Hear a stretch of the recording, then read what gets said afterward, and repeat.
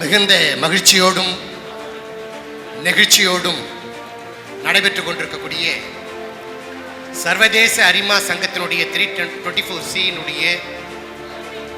பாரதி மண்டல பொறுப்பாளர்கள் மற்றும் உறுப்பினர்களுடைய சந்திப்பினுடைய இந்த கூட்டத்தை தலைமையேற்று மிக சிறப்பான முறையிலே நடத்தி கொண்டிருக்கக்கூடிய என் அன்புக்கும் பண்புக்கும் பாசத்துக்கும் உரிய அருமை அண்ணன் லயன் செந்தில்குமார் அவர்களே,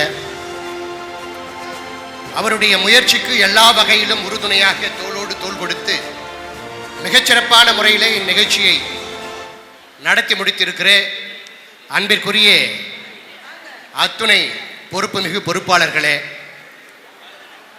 இந்நிகழ்ச்சியில் கலந்து கொண்டு சிறப்பித்திருக்கிற முன்னாள் ஆளுநர் பெருமக்களே, இந்நாள் ஆளுநர் பெருமக்களே, நாளை ஆளுநர் பெருமக்களே, பல்வேறு நிலைகளிலே சர்வதேச அரிமா சங்கத்திலே பொறுப்பு வகிக்கிற அத்துணை மகத்தான மக்கள் பணியை முன்னெடுக்கிற மாந்த சேவையை முன்னெடுக்கிற இந்த மண்ணுக்கும் மக்களுக்கும் உரிய தலைவர் பெருமக்களே, எனக்கு முன்பாக மிகச்சிறப்பான முறையிலே நேர்த்தியாக இங்கே வாழ்த்துறை வழங்கி அமைந்திருக்கிற அகில இந்திய ரியல் எஸ்டேட் கூட்டமைப்பினுடைய பொதுச் செயலாளர் என்னுடைய அருமை அண்ணன் நேருநகர் நந்து அவர்களே, அருமை அண்ணன் செந்தில்குமார் அவர்கள் முன்னெடுக்கிற அத்துணை செயலுக்கும் தடைக்கற்களாக இல்லாமல் படிக்கட்டுகளாக இருந்து அனைத்தையும் உடனிருந்து செய்கிற மரியாதைக்குரிய எழுத்தாளர் கவிஞர் தேஜஸ் கனலி என்கிற அருமை அக்கா சுப்பு அவர்களே, அவருடைய குடும்ப உறுப்பினர்களே, இங்கே பாரதி கண்டே புதுமை பெண் விருதினை பெற்றிருக்கிற அத்துணை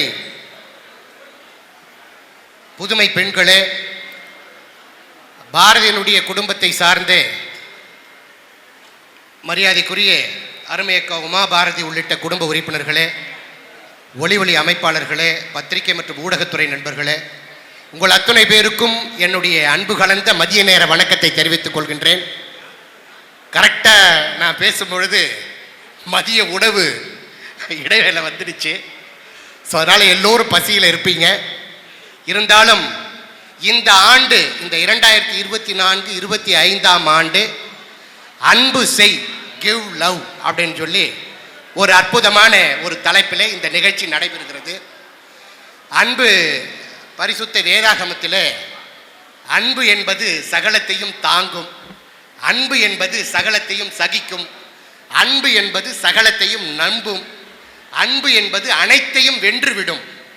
ஸோ அதனால் நாம் ஒருவருக்கு ஒருவர் அன்பு கூறவில்லை என்று சொன்னால் இறைவனிடத்தில் கூட நாம் அன்பு கூற முடியாது, இறையை கூட நாம் உணர முடியாது, இறை சக்தியை கூட நாம் உணர முடியாது என்று சொல்லி அற்புதமாக இறை வாக்கியம் சொல்கிறது.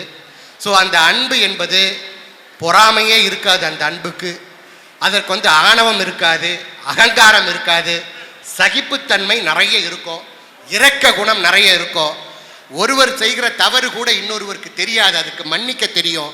ஸோ அப்படி சிறப்பான முறையில் இந்த பாரதி மண்டலம் அன்பு செய் என்கிற ஒரு டேக்லைனோடு இந்த மாநாட்டை நடத்துகிறது. இந்த ஆண்டு மாத்திரம் இல்லாமல் வாழ்நாள் முழுவதும் தலைமுறைகளாக அந்த இல்லங்களிலும் உள்ளங்களிலும் நண்பர்களிடத்திலும் அன்பு இருக்கும் பொழுது அந்த அன்பு அனைத்தையும் நம்பும், சகிக்கும், தாங்கும், பொறுத்து கொள்ளும், ஜெயித்துவிடும்.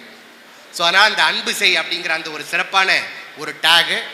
அடுத்தது அரிமா சங்கத்திலும் சரி, எஃப்ஓபியிலும் சரி, அல்லது ஃபேரா அப்படி என்று சொல்லக்கூடிய அகில இந்திய ரியல் எஸ்டேட் கூட்டமைப்பிலும் சரி, கலாம் அறக்கட்டளையிலும் சரி, அல்லது எந்த ஒரு சமூக சேவையை முன்னெடுத்தாலும் அருமை அண்ணன் செந்தில்குமார் அவர்கள் முழு மூச்சில் அந்த எடுத்த காரியத்தை வெற்றி பெறணும் அப்படின்னு ஒரு பிரம்மாண்டத்தை, அதனால் எதை வேணாலும் தூக்கத்தை துச்சமென நினைப்பார், இரவு பொழுது பார்க்காமல் எவரிடத்திலும் சமரசம் செய்து கொண்டு எந்த அவலநிலை ஏற்பட்டாலும் அதில் கவனத்தில் கொள்ளாமல் அதை அனைத்தையும் தூக்கி எறிந்துவிட்டு சேவை மட்டுமே தன்னுடைய குறிக்கோள் என்று சொல்லி முழுவதுமாக அர்ப்பணித்து செயல்படக்கூடியவர் தான் இந்த மண்டலத்தினுடைய தலைவராக பொறுப்பேற்றிருக்கிற அருமை அண்ணன் செந்தில்குமார் அவர்கள். அடுத்தபடியாக அச்சம் தவிர் அப்படின்னு சொல்லியிருக்காங்க. தன்னம்பிக்கையையும் தைரியத்தையும் தன்னுடைய கவியிலே புகுத்தி மக்கள் மத்தியிலே ஒரு எழுச்சியை ஏற்படுத்திய பாரதியினுடைய அந்த தன்னம்பிக்கையும் தைரியத்தையும் கொண்டு செயல்பட்டால் வாழ்க்கை சிறப்பாக இருக்கும். அச்சம் தவிர் அப்படின்னு சொல்லி அந்த அச்சம் தவிர என்கிற ஒரு டேக் லைனையும் மிக சிறப்பாக இந்த மாநாட்டினுடைய டேக்லைனை வச்சுருக்காங்க. அடுத்தது வந்து தேஜஸ். தேஜஸ் என்பதற்கு பொருள் என்னன்னா பிரகாசம், ஒளி, வலிமை, கூர்மை என்று சொல்லி பல பொருள்கள் இருக்கிறது. அதுபோன்றுதான் கனலி என்பதற்கும் ஒத்த பொருள் வரும். ஸோ அற்புதமாக அந்த தேஜஸ் என்கிற தன்னுடைய மகளை மிகச்சிறந்த ஒரு கூர்மையானவளாகவும், அறிவு மிகுந்தவளாகவும், பிரகாசமானவளாகவும், பளபளப்பானவளாகவும், பலமிக்கவளாகவும் வளர்க்க வேண்டும் என்று சொல்லி இவர்கள் வேண்டாம் என்று அதற்கு முயற்சி செய்தாலும் இறைவன் இவர்களுக்கு கொடுத்த ஒரு வரம் நம்முடைய அன்பு தங்கம் தேஜஸ்வனி அவர்கள். ஸோ அந்த தேஜஸ் என்கிற பெயரிலே மிகச்சிறப்பான முறையிலே இந்த நிகழ்ச்சி நடைபெறுவது எனக்கு மிகுந்த மகிழ்ச்சி.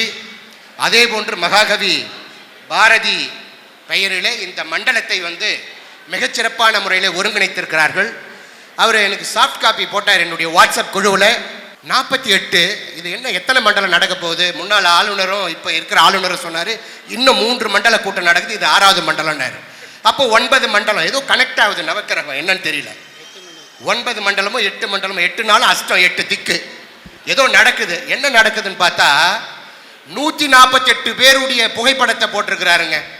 இந்த குழு, அந்த குழு, நிர்வாக குழு, பதிவு குழுன்னு சொல்லிட்டு 148 புகைப்படத்தை போட்டிருக்கிறார். ரொம்ப ஆச்சரியப்பட்டேன். என்னடா இது 148, ஒரு மண்டலம் என்பது 48, ஆனால் 148 புகைப்படங்களை போட்டிருக்காரு. சரி, சந்தோஷம். அடுத்தது என்ன, பாரதி கண்ட புதுமை பெண்கள் விருது என்ன கொடுத்துருக்குறாங்கன்னு பார்த்தேன். 132 பெண்களுக்கு விருது கொடுத்துருக்கிறாருங்க. 6 பக்கம் 20 பேரையும் ஒரு பக்கம் 12 பேரையும் போட்டு 132 விருதுகள் கொடுத்துருக்கிறாரு.